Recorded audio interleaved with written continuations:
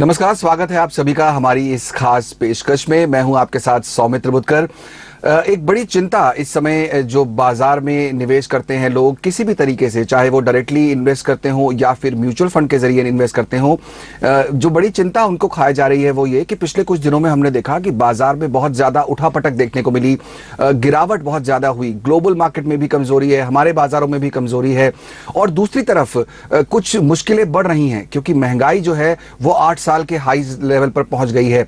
अब सबसे बड़ी चिंता जो एक निवेशक को होती है वो ये कि मैं अपने पोर्टफोलियो का क्या करूं, कैसे मैं अपने निवेश को बेटर कर सकता हूं ताकि इसको एक अपॉर्चुनिटी की तरह देखूं। कई बार होता है कि निवेशक डर जाते हैं और उन्हें लगता है कि भाई बाजार तो गिर रहा है तो हमें फिलहाल दूर हो जाना चाहिए। क्या ये स्ट्रैटेजी सही है या हमें किसी और तरीके से इस पूरी सिचुएशन को, इस पूरे एनवायरनमेंट को अप्रोच करना चाहिए? इस खास चर्चा में मेरे साथ शामिल हो रहे हैं एसबीआई म्यूचुअल फंड के chief business officer DP Singh ji. Mister Singh, बहुत बहुत स्वागत ईटी नाउ स्वदेश पर आपका। सबसे पहले तो सर, आपका जो इतने सालों का अनुभव रहा है उसको ध्यान में रखते हुए मैं आपसे जानना चाहूंगा, आपने कई क्रैशेस और देखे होंगे बाजार में। 2008 में क्रैश आया, कोविड से ठीक पहले क्रैश आया। जब बाजार में ऐसी गिरावट आती है तो म्यूचुअल फंड के इन्वेस्टर्स जो होते हैं उनका रिएक्शन सबसे पहले आपने क्या देखा है आज तक? सबसे पहले तो आपका बहुत बहुत धन्यवाद मेरे को इस प्रोग्राम में बुलाने के लिए। बहुत बहुत धन्यवाद आपका।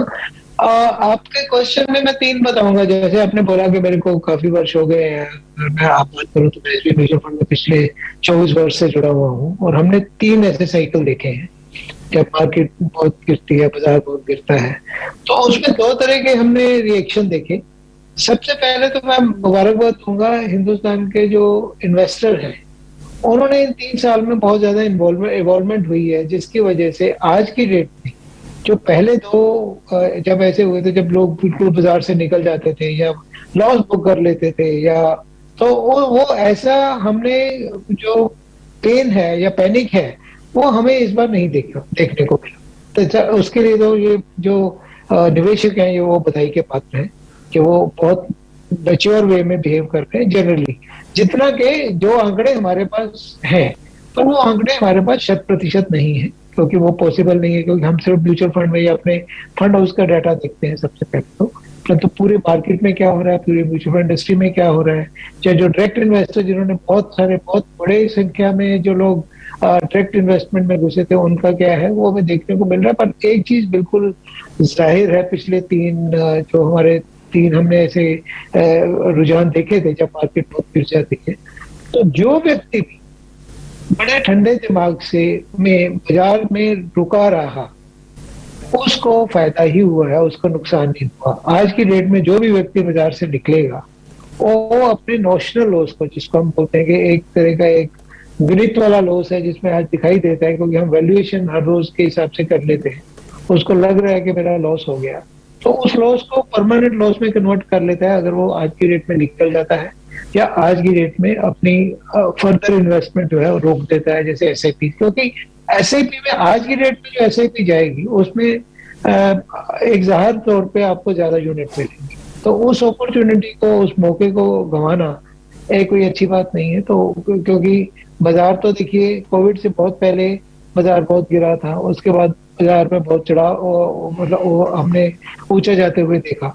अभी तो बिल्कुल बिजनेसेस बढ़ रहे हैं, बिजनेसेस अच्छे कर रहे हैं आने वाले टाइम में। ये जो यूक्रेन रशिया कन्फ्लिक्ट वाला जो मुद्दा है वो हम सबको मालूम है, एक बहुत ही एक अनफॉर्चुनेट है, बट ये एक टेम्परेरी मुद्दा है। इवेंचुअली तो senate will have to prevail, तो वो ठीक हो जाएगा, तो एक परमानेंट बात नहीं है। तो इसलिए मेरा सुझाव तो सबके लिए यही रहा था कि जो व्यक्ति आज की डेट में एक कूल माइंड से जुड़े हुए हैं बाजार के साथ, उनको जुड़ा रहना चाहिए। और दूसरी बात यह है कि जो व्यक्ति अभी लमसम डालना चाहते हैं, they may start putting it at this level, they should be take it as an opportunity. ये मौका है कि कम लेवल पे थोड़ा थोड़ा लगाना शुरू कर दो। मैं ये नहीं कह रहा कि जितना पैसा आज की डेट में लगा दो, क्योंकि बाजार निश्चित तौर पे एक अनिश्चितता के दौर से चल रहा है, इसमें और भी थोड़ी गिरावट आ सकती है, परंतु इस पे पीक या बॉटम किसी को मालूम नहीं। बाजार की जो चाल है वो कोई भी व्यक्ति अगर ये कहे कि मेरे को मालूम है कि ये पीक है या बॉटम है, किसी को मालूम नहीं होता। तो परंतु डेफिनेटली ये नीचे स्तर पे है, तो इस पे थोड़ा पैसा डालना बनता है। बिल्कुल सही बात। जैसा आप बता रहे हैं कि बाजार में गिरावट आ रही है, ऐसे में एसआईपीस को बंद करने की जरूरत नहीं है। अगर आप अभी आपको जो लॉस दिख रहा है, जो वो नोशनल लॉस है, अगर आपने वो बुक कर लिया, अपने एसआईपीस बंद कर लिए, अपने म्यूचुअल फंड बंद कर दिए, तो वो लॉस को आप एक्चुअल बना देंगे। आपका असल में उतना लॉस हो जाएगा। वो होने की बजाय आप अभी धीरे धीरे जो है पैसा डालें, क्योंकि बाजार जो है वो कुछ निचले स्तरों पर है और यहां से उम्मीद ये की जा सकती है कि एक अच्छा रिबाउंड आएगा। चिंताओं की बात हम यहाँ कर रहे हैं सिंह साहब, तो अब मैं ये आपसे जानना चाहता हूं कि एक बड़ी चिंता जो इस समय हमेशा रहती है लोगों को, और वो तो अब डे टू डे बेसिस पर हम पर असर कर रही है, वो है महंगाई। काफी ज्यादा बढ़ गई है। 8 साल के हाईएस्ट लेवल पर हम देख रहे हैं कि महंगाई के आंकड़े आ गए हैं। और आंकड़े तो अपनी जगह हैं। आप बाहर निकलिए तो आपको सब्जी के प्राइसेस हैं या टैक्सीज के प्राइसेस हैं। डे टू डे हमारे लाइफ पर महंगाई का असर पड़ रहा है। जाहिर तौर पर आपके इन्वेस्टमेंट पर भी इसका असर पड़ रहा होगा। कैसे बढ़ती हुई जी। महंगाई मेरे पोर्टफोलियो पर इफेक्ट करती है, अगर आप ये समझा सके हमारे दर्शकों को। देखिए, महंगाई को की तरफ देखने, एक तो ये महंगाई एक इंडिपेंडेंट एक फैक्टर है जिसके ऊपर बाजार का कोई ज्यादा उसको प्रभाव नहीं कर सकता। वो तो एक इंडिपेंडेंट, सो मेनी अदर फैक्टर्स आते हैं जिसमें कि आपका ओवरऑल कमोडिटी प्राइसेस और जब so many other thing which are. अगर मैं म्यूचुअल फंड के हिसाब से देखूं तो हम जब भी बात करते हैं, आज भी हम अगर बात कर रहे हैं, तो हम सिर्फ एक ही मुद्दे की बात कर रहे हैं। हम बात कर रहे हैं स्टॉक मार्केट की या इक्विटी बाजार की। उतना ही बड़ा एक बाजार है डेट मार्केट का, उससे ज्यादा बड़ा मार्केट है डेट मार्केट का। तो डेट मार्केट में जब इन्फ्लेशन बढ़ती है तो उसके साथ ब्याज दर भी बढ़ती है। तो एक तरफ तो मेरे को ये इस चीज का ये है कि ब्याज दर बढ़ने की वजह से ओवरऑल इन्फ्लेशन जो मेरी है उसको ये देखना चाहिए, अगर मेरे पास सरप्लस पैसा पड़ा हुआ है, उसको कैसे बढ़ी हुई दर, ब्याज दर का फायदा मेरे को कैसे मिल सकता है। अगर मैं आज भी जाके अपने पैसे को वही एफडी में करवाता हूँ कि एफडी का रेट अगर आज की डेट में भी, चाहे हमारी इन्फ्लेशन तो 7.8 7.9 पे आ गई है, पर एफडी का रेट आज भी 5-5.5% है। 5.5-6% भी अगर लगा लो और 6% एफडी में लगाओ और 7.8% आपकी इन्फ्लेशन है, तो पहले तो एक साल में 2% आपका वैसे ही नेगेटिव रिटर्न आ गया। उसके ऊपर 6% के ऊपर आपके ऊपर जो उसके ऊपर टैक्स भी लगेगा। तो इस समय में निवेश के हिसाब से ये देखना बहुत जरूरी है कि मैं अपना पैसा ऐसी किसी एसेट क्लास में लगाऊं जो कि मेरी महंगाई दर को से ऊपर का रिटर्न दे। तो उसके लिए दो तरीके हैं। एक तो कुछ पैसा, जैसे हमने पहले बात की, कि इक्विटी में लगा सकते हैं। दूसरा पैसा ये है कि higher interest rate bearing instrument जो हैं, डायरेक्ट तौर पे या म्यूचुअल फंड के तौर पे जो हमारे डेट फंड्स होते हैं, वहां पे आज की डेट में पैसा लगाना चाहिए, क्योंकि जो यील्ड्स हैं फंड्स की वो बढ़ चुकी है। चाहे वो एक अलग एक मुद्दा है कि हमें थोड़े समय के लिए, जैसे जून के महीने में किसी और वजह से सेबी ने अभी नए फंड डालने के लिए मना किया हुआ है, जो कि 1 जुलाई से शुरू हो जाएगा। परंतु आज की डेट में अगर एफएफपी होती है, फिक्स मैच्योरिटी प्लान है, अगर उसमें लगाए तो आज की डेट में यील्ड के हिसाब से 3 साल से 4 साल तक का जो पेपर है वो 7.25-7.5% में अवेलेबल है। तो ऐसे पेपर में आज की डेट में पैसा लगाना बहुत जरूरी है कि उसपे क्या होता है, दो फायदे हैं।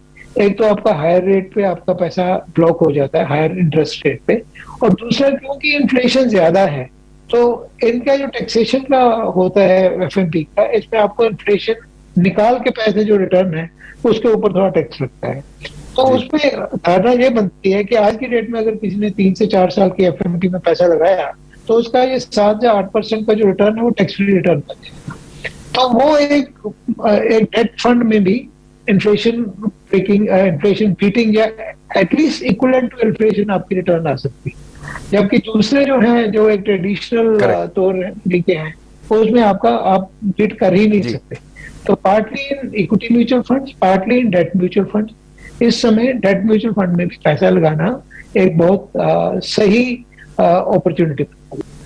करेक्ट। तो यहाँ डेट फंड भी जो है एक अच्छी अपॉर्चुनिटी दे रहे हैं, क्योंकि जैसे जैसे महंगाई बढ़ेगी उसको कंट्रोल करने के लिए आरबीआई आगे आएगा और ब्याज दरों में बढ़ोतरी करेगा, और आरबीआई ने कदम उठाने शुरू भी कर दिए हैं।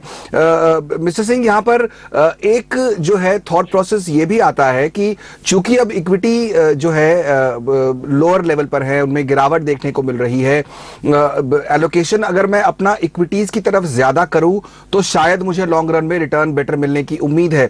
लेकिन दूसरी तरफ जैसा आपने भी अभी कहा कि डेट फंड में भी बहुत सारी अपॉर्चुनिटीज है, वहां भी बन रहे हैं। अब जो इन्वेस्टर है वो थोड़ा सा कंफ्यूज हो जाता है कई बार।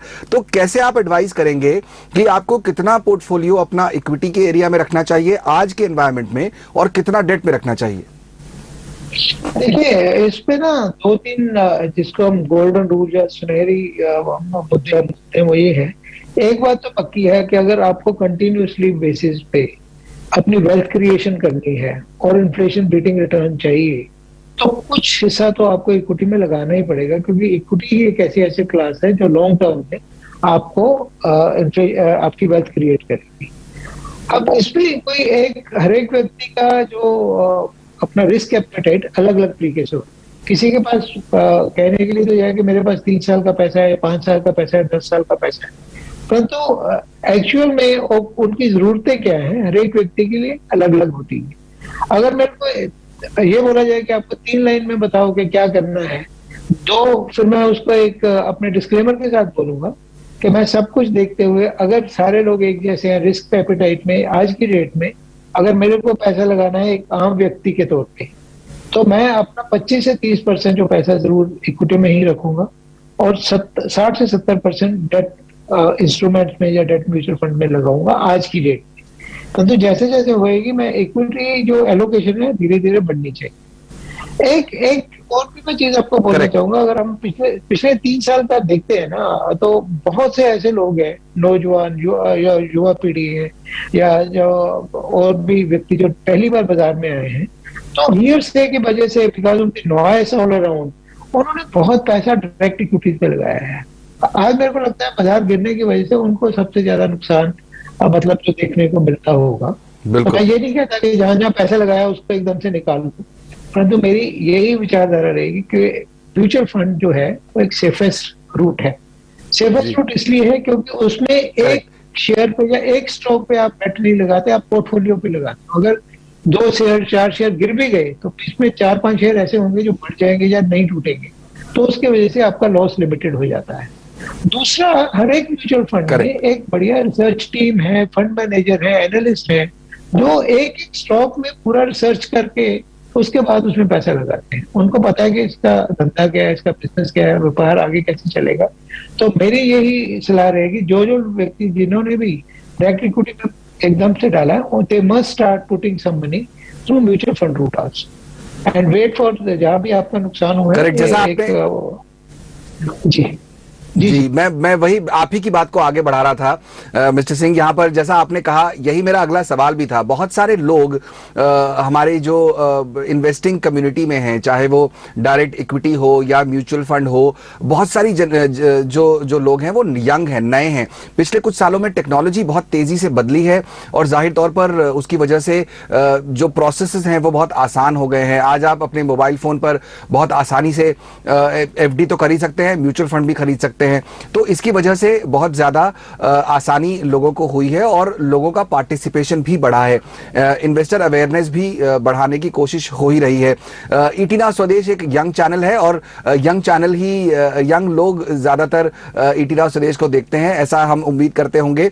मेरा सवाल उन्हीं यंग लोगों के लिए है, वही जो यंग इन्वेस्टर्स हैं। चूंकि जैसा हम चर्चा कर रहे थे, शायद उन्होंने पहली बार देखा हो कि बाजार अचानक अपने टॉप से 20-22-25% गिर गया, अचानक से दुनिया भर में महंगाई बहुत ज्यादा बढ़ गई। अभी तक उन्होंने सिर्फ एक बुल रन देखा था, अब वो जो है बाजार में मंदी देख रहे हैं। एक यंग इन्वेस्टर के लिए जिसने अभी शुरू किया है बाजार में पैसा लगाना, चाहे वो डायरेक्ट है या म्यूचुअल फंड के रूट से है, उसको इस समय आप क्या एडवाइस देंगे? मेरा तो यही एक एडवाइस रहेगा कि एक तो जो ऑल अराउंड जो नॉइस है उससे बचिए, चाहे वो पॉजिटिव की तरफ हो या नेगेटिव की तरफ। पहले बहुत नॉइस था कि यार बहुत बढ़िया इक्विटी मार्केट में जहां पैसा लगाओ पैसा बनता है, किसी में भी लगाओ, तो किसी ने जो हम एक दूसरे की बात सुन के जो पैसा लगाते रहते हैं, तो उसको थोड़ा अवॉइड करिए। एंड टेक्नोलॉजी की वजह से आपने जैसे बोला कि टेक्नोलॉजी की वजह से सब कुछ बहुत आसान हो गया है करना, तो keep a control on your fingers, that's very important. क्योंकि कई बार होता है कि हम फन से की ना, और इंडिया खेलो खेलो वाली जो बात होती है ना, एक सुन सुना के उसी में हम कर देते हैं और उसमें एक्चुअल लॉस करवा लेते हैं। तो please keep investment is a serious serious subject. बहुत सोच समझ के कोई अपना निर्णय लो। ऐसा नहीं है कि बड़ी आसानी से हो जाता तो उसको आसानी से आप इन्वेस्ट कर दो। आसानी से मतलब अभी ये जो है ना, invest in crypto in one with one click, that's not the way the investments are made।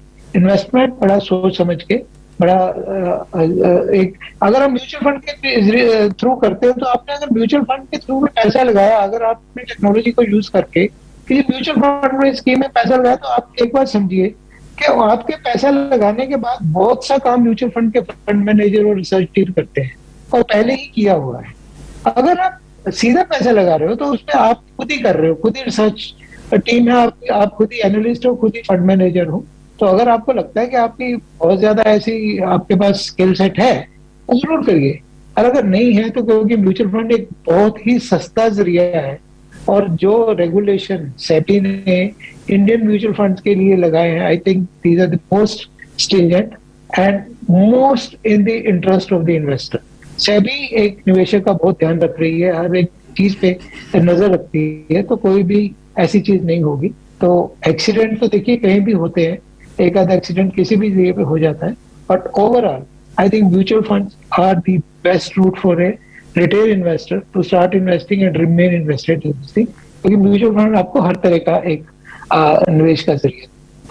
Correct, बिल्कुल। तो म्यूचुअल फंड सबसे अच्छा तरीका है और लॉन्ग टर्म इन्वेस्टमेंट के लिए आपको म्यूचुअल फंड का ही रास्ता देखना चाहिए। बहुत इंटरेस्टिंग और अच्छी बात आपने यहाँ पर ये कही मिस्टर सिंह की टेक्नोलॉजी का इस्तेमाल करिए, वो अच्छी बात है, लेकिन keep a check on your fingers. ऐसा नहीं कि आप इजीली अगर खरीद सकते हैं म्यूचुअल फंड तो आप इजीली उसे बेच भी दें और फिर आपको लॉन्ग टर्म का फायदा न मिले। इस समय जो एनवायरनमेंट है, इकोनॉमिक एनवायरनमेंट जिसे हम जिसकी बात कर रहे हैं, इंटरेस्ट रेट्स ऊपर की तरफ जा रहे हैं। अभी आपने भी कहा कि कहीं ना कहीं जो है डेट फंड से रिटर्न अच्छा मिलने की उम्मीद है। अल्ट्रा शॉर्ट टर्म फंड्स भी काफी पॉपुलर होते जा रहे हैं। आपको लग रहा है कि 2 से 3 साल 5 साल का अगर व्यू किसी का है और वो इन्वेस्टमेंट करना चाह रहा है, बाजार की इस कंडीशन का फायदा उठाना चाहता है, तो क्या अल्ट्रा शॉर्ट टर्म फंड्स एक विकल्प हो सकते हैं? देखिए, अल्ट्रा शॉर्ट टर्म फंड बिल्कुल विकल्प हो सकते हैं, परंतु अल्ट्रा शॉर्ट टर्म जो विकल्प है वो है आपके 6 महीने से 1 साल के पैसे की। अगर आपके पास 3 साल से ज्यादा पैसा है तो अल्ट्रा शॉर्ट शॉर्ट टर्म में शायद आपको उतना रिटर्न नहीं मिलेगा। और दूसरा क्या है कि आप ये देखिए कि जो डेट सिक्योरिटीज होती हैं उसमें आपको mark to market daily basis पे वैल्यूएशन करना पड़ता है। तो जैसे हमने भी बोला कि ब्याज दरें बढ़ रही हैं, जब भी ब्याज दर बढ़ती है तो शॉर्ट टर्म के लिए इसका उल्टा असर होता है कि रिटर्न नेगेटिव दिखाई देती है वैल्यूएशन की वजह से। अगर आपके पास 3 साल का पैसा है और आप अल्ट्रा शॉर्ट टर्म में लगाते हो तो आपको डेफिनेटली आज की एफडी रेट से ज्यादा मिल जाएगा, वो एक पक्की बात है। परंतु जो दूसरे फंड है जैसे गिल्ड फंड वगैरह हैं, क्योंकि हमें भी यही लगता है कि अभी और भी थोड़ा रेट बढ़ सकता है, अगर उसमें आप पैसा लगाना शुरू करते हो तो वो लॉन्ग टर्म का होता है। क्योंकि ये साइकिल हमने ये ब्याज दर की, जैसे इक्विटी की साइकिल हमने उतार चढ़ाव देखा, ऐसे ही हमने ब्याज दर की भी साइकिल देखे। ब्याज दर 8 से 9% जाती है, फिर 5% पे आती है। अभी आप हरी ब्याज दर आज की डेट में जो 10 ईयर जी सेक है उसको अगर देखें तो 7.5%, 7.5 7.5% के बीच चल रहा है।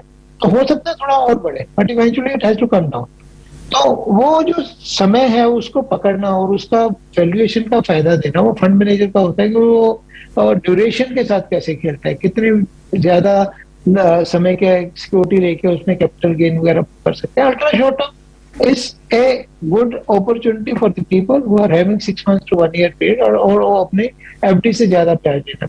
परंतु आज के जो टैक्स लॉज हैं उसके हिसाब से जो इंडेक्सेशन का बेनिफिट है वो तभी मिलता है अगर आप उस पैसे को 3 साल से ऊपर तक डेट फंड में रखें, तभी इंडेक्सेशन का मिलता है। नहीं तो एक साल में अगर आपका ब्याज 6% आया, या सॉरी रिटर्न 6% आया, तो 6% के ऊपर जिस भी टैक्स ब्रैकेट में आपका उसका 6% के ऊपर उतना ब्याज उसका उतना आपका टैक्स लगेगा। परंतु अगर ये 3 साल से ऊपर है तो जितना भी रिटर्न आया उसमें से पहले इन्फ्लेशन जो 3 साल की वो कम हो जाएगी, रिमेनिंग के ऊपर 20% आपको टैक्स देना पड़ेगा। तो इसलिए अगर 3 साल के हिसाब से देखते हैं तो बिल्कुल। अल्ट्रा शॉर्ट टर्म के अलावा और भी फंड है। अगर आप 6 महीने से 1 साल के लिए देखते हैं या 2 साल के लिए देखते हैं या पार करते हैं कि अभी पैसा मेरे को पूरा इक्विटी में नहीं डालना, तो अल्ट्रा शॉर्ट टर्म में पार करके रखता हूँ, जब भी एक सही सही समय आएगा मैं वो पैसा इक्विटी में डाल दूंगा, उसके लिए अल्ट्रा शॉर्ट टर्म एक बहुत ही बढ़िया फंड। करेक्ट। तो आपका नजरिया कैसा है? इस पर बहुत कुछ निर्भर करता है। आप 6 महीने से साल भर के लिए अगर पैसे को अपने पार्क करना चाहते हैं तो अल्ट्रा शॉर्ट टर्म अच्छा ऑप्शन हो सकता है। नहीं तो अगर नजरिया आपका 3 से 5 साल या उससे ज्यादा है तो बहुत सारे और ऑप्शंस भी इस समय मौजूद हैं। एक बड़ा सवाल उसके बाद अब ये आता है मिस्टर सिंह की अब जब हम मान लीजिए जो एसआईपीज हैं वो कंटिन्यू करनी है, इसमें तो कोई डाउट नहीं है। कई लोग हैं जो अब धीरे धीरे आएंगे बाजार में, क्योंकि हम देखते हैं कि जब बाजार में गिरावट आती है तो एसआईपीज भी बढ़ती हैं, लोग इन्वेस्टमेंट करने की कोशिश करते हैं, क्योंकि लोगों की कोशिश होती है कि वो गिरते बाजार को पकड़ लें, जो कि बिल्कुल गलत आइडिया है, ऐसा होना नहीं चाहिए, लेकिन एंट्री लोगों की होती ही है। तो सवाल मन में ये आता है कि यहाँ से रीबाउंड कहाँ मिलेगा? हम अगर जब डेटा को देखें तो हम ये पा रहे हैं कि जो mid cap small cap funds हैं वो भी पिछले 3 महीने में करीब 10% तक टूट गए हैं। जाहिर तौर पर अगर शेयर बाजार की बात करें तो वहां तो स्टॉक्स 30, 40, 50% तक टूटे हैं, उसी का रिफ्लेक्शन यहां भी दिख रहा है। जब रीबाउंड आता है तो क्या निवेशकों को थीमेटिक फंड्स की तरफ जाना चाहिए, सेक्टर स्पेसिफिक फंड की तरफ जाना चाहिए, या जो ब्लू चिप फंड्स होते हैं उनकी तरफ जाना चाहिए? कैसे अप्रोच करना चाहिए यहां से, ताकि जो रीबाउंड बाजार में एक्सपेक्टेड है जब भी वो आए उसका भरपूर फायदा उठाया जा सके? देखिए, दो चीजें हैं। पहले जो आपने बात की ना कि जब बाजार गिर रहा है उसको पकड़ने के लिए एसआईपी शुरू करना, तो बिल्कुल सही नजरिया, वैसा ही करना चाहिए। आज की डेट में जिसने नहीं किया उसको एसआईपी स्टार्ट करना चाहिए, क्योंकि बाजार गिरा हुआ है। इसमें इसमें कोई गलत बात नहीं है। तो और दूसरा ये है कि जो चल रही है एसआईपी चल रही है लोगों को, उसको रोकना बिल्कुल नहीं चाहिए। अगर आप टॉप अप कर सकते हो तो करो, उसको बढ़ा सकते हो तो बढ़ाओ। अगर आज मेरी 10,000 की एसआईपी चल रही है, बाजार गिर गया तो 10,000 की तो चलेगी, मैं 15,000 की कर सकता हूँ क्या? अगर मेरे पास इतना है, मेरे पास सोर्सेज है, तो आई शुड, इसमें कोई कोई बुराई नहीं। पहली बात तो ये। दूसरी बात जहां तक रहा कि दूसरा मिड कैप स्मॉल कैप या थीमेटिक फंड की बात करें, देखिए ये पूरा बाजार जो है ना, उसमें सब जगह एक साइकिल होती है, कभी कोई गिरता है या कभी कोई बढ़ता है। तो थीमेटिक फंड तो मैं उस नजरिए से नहीं देखूंगा कि भाई आपको आज रिबाउंड करना है तो किसी सेक्टर में लगाओ, बिकॉज डाइवर्सिफाइड फंड जो होते हैं आज के डेट में, बिजनेस लीडर्स हर एक अपने सेक्टर में अलग अलग होते हैं, उनके बिजनेस को देख के अगर डाइवर्सिफाइड फंड से ही पैसा लगाया जाए तो अच्छा है। अगर मैं बड़ा इवॉल्व इन्वेस्टर हूँ और मेरे को किसी पर्टिकुलर सेक्टर के बारे में बहुत जानकारी है, जैसे अभी हम फार्मा सेक्टर की बात करें, अगर हमें ये लगता है कि वर्ल्ड ओवर ऐसे रूल्स बन रहे हैं कि इंडिया फार्मा सेक्टर को बहुत फायदा होगा, तो in addition to my diversified funds I can put in some money in pharma fund. पर उसमें क्या होता है कि high risk high return fund गिने जाते हैं। तो I will not like anybody and everybody कि आप सीधा सेक्टर फंड में जाओ। अगर आपके के पास डाइवर्सिफाइड फंड में पूरा है और अगर पैसा ऐसा है जिसके ऊपर आप ज्यादा एक रिस्क ले सकते हो, तो निवेशक थीमेटिक फंड में जा सकता है। परंतु अदरवाइज एक जो डाइवर्सिफाइड फंड्स हैं वो ऑलवेज अच्छे रहते हैं। ये मल्टी कैप फंड जो जिसको बोलते हैं, जिसमें large cap mid cap small cap सारे आ जाते हैं, तो उसमें भी लगा सकते हैं। और दूसरा मेरे हिसाब से तो आज की डेट पे ये जो नई कैटेगरी, ये कैटेगरी है, नई कैटेगरी तो नहीं है, balance advantage fund is the best fund for each and every kind of investor. उसमें आपको मिड कैप भी मिलेगा, स्मॉल कैप भी मिलेगा, लार्ज कैप भी मिलेगा, प्लस नेट के हिसाब से, फंड मैनेजर मार्केट के हिसाब से आपका इसका जो उसकी परसेंटेज है इक्विटी में बढ़ाते या कम करते रहते हैं।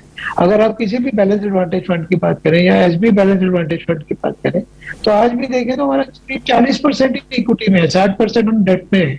तो 60% में भी हम डेट को भी ऐसे पूरा एक्टिवली मैनेज करते हैं ताकि लंबे समय में जो ब्याज दरें ऊपर गई हैं उसका फायदा कैसे निवेशक को उठा सके। तो बहुत से ऐसे हैं चीजें जिसमें की जा सकती है।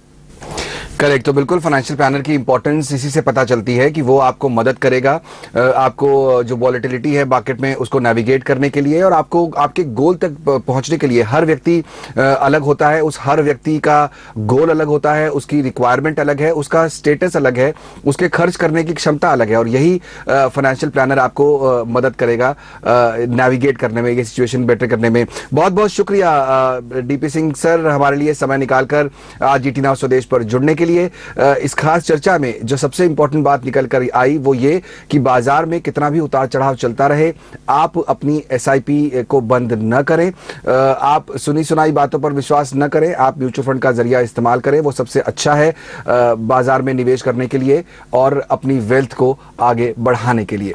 बहुत बहुत शुक्रिया, नमस्कार।